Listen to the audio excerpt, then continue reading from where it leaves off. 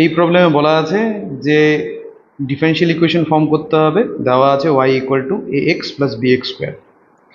তো differential equation form করার জন্য নিয়ম হচ্ছে একটাই, যে যতগুলো আরবিটারি কনস্ট্যান্ট থাকবে সে আরবিটারি কনস্ট্যান্ট অর্থাৎ অনির্দিষ্ট ধ্রুবক সেগুলোকে আমাদেরকে রিমুভ করতে হবে ডিফারেন্সিয়েশনের through.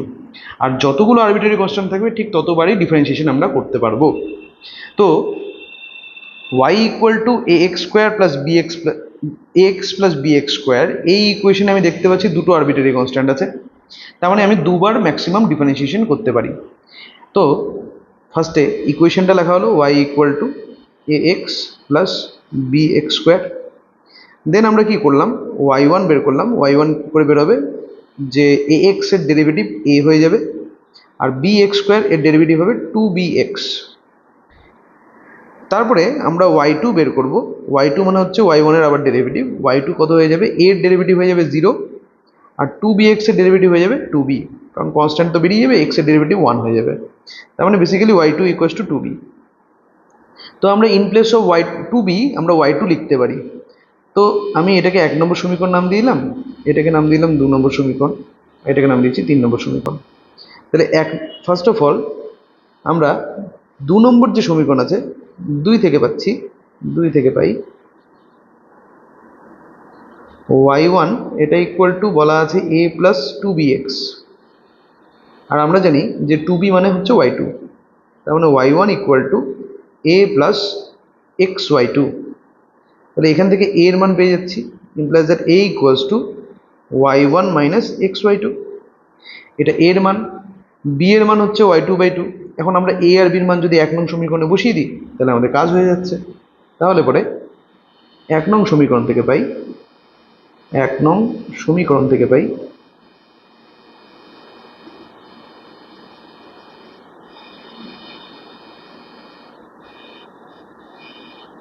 y equal two a এর মান হচ্ছে y1 মাইনাস xy2, তার সাথে গুণ হচ্ছে x plus B x square. B এর মান আমি পাচ্ছি কত, y2/2, তাহলে y2/2 ইন্টু এক্স স্কোয়ার।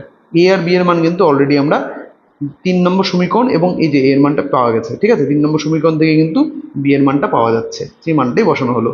তাহলে y ইকুয়াল টু, এখানে x দিয়ে গুণ করে দিলে xy1 minus x square y2 plus এখান থেকে আমরা পাচ্ছি x square y2 divided by 2।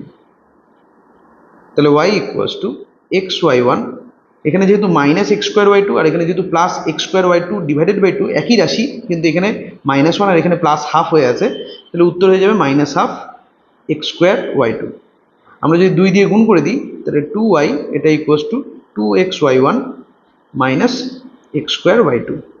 তো এই হয়ে গেল আমাদের required differential equation. Thank you. এখন এই ডিফারেনশিয়াল ইকুয়েশনের মতনই আমি আরেকটা কোয়েশ্চেন নিয়েছি, যে কোয়েশ্চেনটা হলো এটা A x square plus B Y square equal to 1। এই প্রবলেমটাকে আমরা সলভ করব। এটা এসএন দের বইয়ে আছে, ঠিক আছে, সুরেন্দ্রনাথ দে ছায়া প্রকাশনী বইয়ে আছে, এসএন দে ছায়া প্রকাশনী এর বইয়ের থেকে এই প্রবলেমটা নেওয়া হয়েছে, এক্সারসাইজের থেকে। তো এর ডিফারেনশিয়াল ইকুয়েশন আমাদেরকে বের করতে বলেছে। যারা যারা পারবে এই ডিফারেনশিয়াল ইকুয়েশনের অ্যান্সারটা বের করে তারা কমেন্ট বক্সে কমেন্ট করতে পারে। আর আদারওয়াইজ আমরা তো নেক্সট ভিডিওতে এর অ্যান্সারটা দেখিয়ে নেব কত হয়।